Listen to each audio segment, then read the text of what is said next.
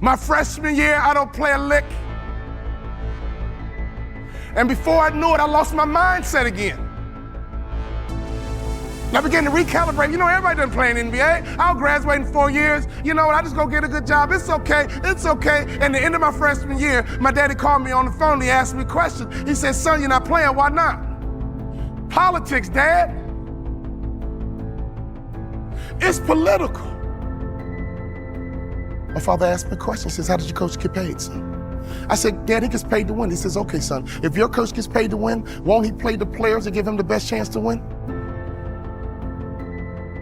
He said, son, you got recruited, you took all your visits, you chose Minnesota. You took your time and you chose Minnesota. You told me that you're gonna turn that program around. You told me you're gonna graduate in 4 years. You told me you're gonna make more money in business than you did in sports. One of the core values of our training and development called family was accountability. That was a core value of that training and development organization called the Bond Family, accountability. He said, so go back and do what you said you're gonna do. My father reminded me of what I said I was gonna do. I went back to my coach's office.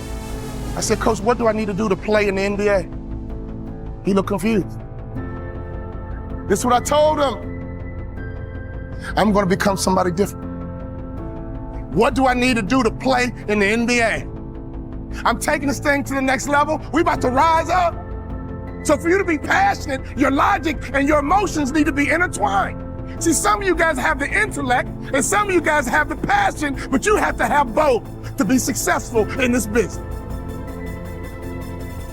Sharks are hunters and predators. They never stop swimming. In fact, if a shark stops swimming, it will die. If a shark goes backwards, it will die. Think like a shark, act like a shark, and behave like a shark. Can I ask you a question right now? Can I ask you a real question? Not your neighbor, I'm talking to you. What kind of student are you right now in life? You're in charge of your promotion. If you do 5 million and want to get to 10, you're in charge. In order for you to rise up, you better take your game to the next level. Your mindset needs to go to the next level. Your information needs to go to the next level. Your relationships need to go to the next level. Take your money and get information and access, and you will get good habits and good rituals, and you will go to the next level. Coach, what do I need to do to play in the NBA? He said, you can't run, you can't jump, you can't dribble, you can't shoot, and you can't rebound, son. Next year, I'll be your most improved player. I'm gonna think, I'm gonna execute, and I'm gonna win. I'm gonna think, I'm gonna execute, and I'm gonna win. I'm gonna execute what I've been trained to do. I'm connected to a shark. I'm connected to the greatest training organization in the world, and when I get home, I'm gonna become somebody different. What do I need to do? You need to have an honest self-assessment about what your weaknesses are. And that's how you get to the next level. My sophomore year rolls around. We go all the way to the Sweet 16, and I'm the top 6 man in the country. I go back to my coach. What do I need to do to play in the NBA?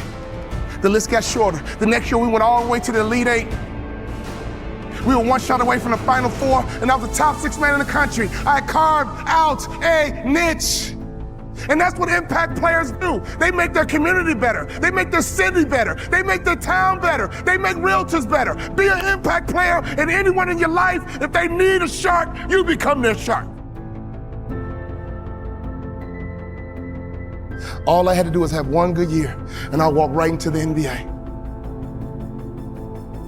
My senior year, everything lines up. But the first game of my senior year, I break my foot. I come back in 6 weeks and I break my foot a second time.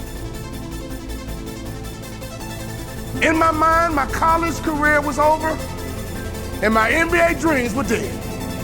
I averaged 7 points a game. I got offered a $75,000 job because one of our season ticket holders liked me. Right before I took the job, my daddy called me on the phone.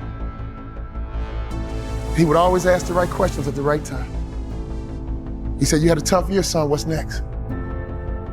I said, Daddy, I'm gonna be a hospital administrator, $75,000 job. He said, not bad, son, but can I ask you a question? Do you believe you're an NBA player?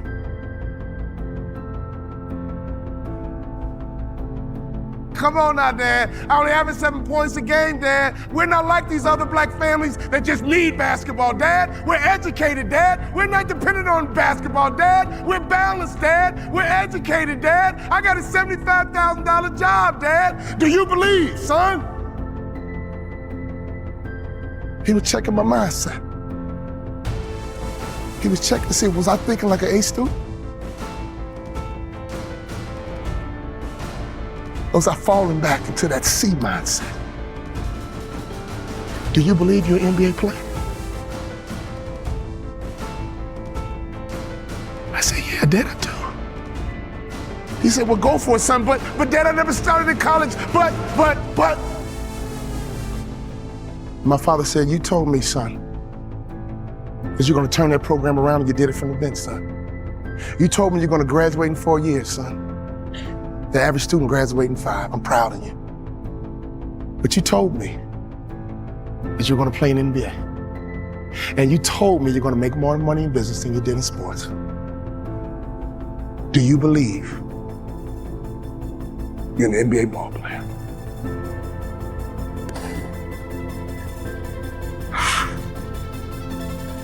I do, Daddy. Go for it, son. Go for it. I go back to my coach's office and I said, Coach, what do I need to do to play in the NBA? He teared up. I teared up. He said, I'll be honest with you, son. When I recruited you, I heard you was a mama's boy. But you're not. In fact, you're one of the toughest players I've ever had. I'm a Hall of Fame motivational speaker. I go all over the world running my mouth. But he gave me the greatest compliment I've ever received. He said, you're just like your daddy.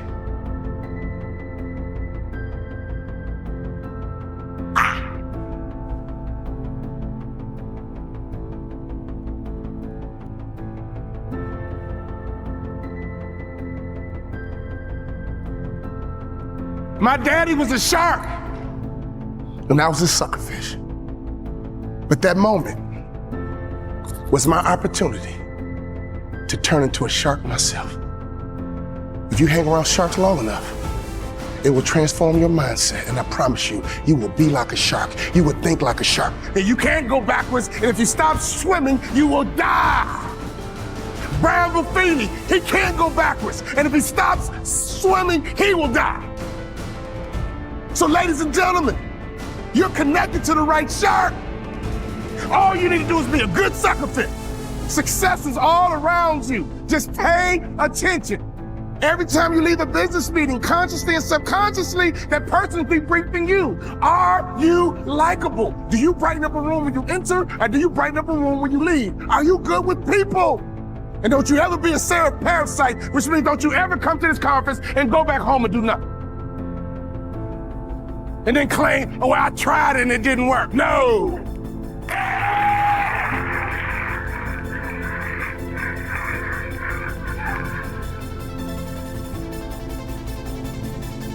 My college basketball coach said, son, I think you should be a motivational speaker.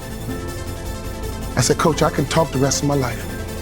What do I need to do to play in the NBA? He said, if you do those two things, you'll play in the NBA. You gotta better shoot the three-point shot with range. And you gotta lose about 15 pounds because you don't pass the eyeball test. When I talk about the eyeball test, I'm not talking about you, I'm talking about me. He says the NBA thinks you're a football player trying to play basketball. You gotta lose weight to change the perception. I lost 15 pounds, and I became the first ever undrafted rookie free agent in the history of the NBA to start opening night.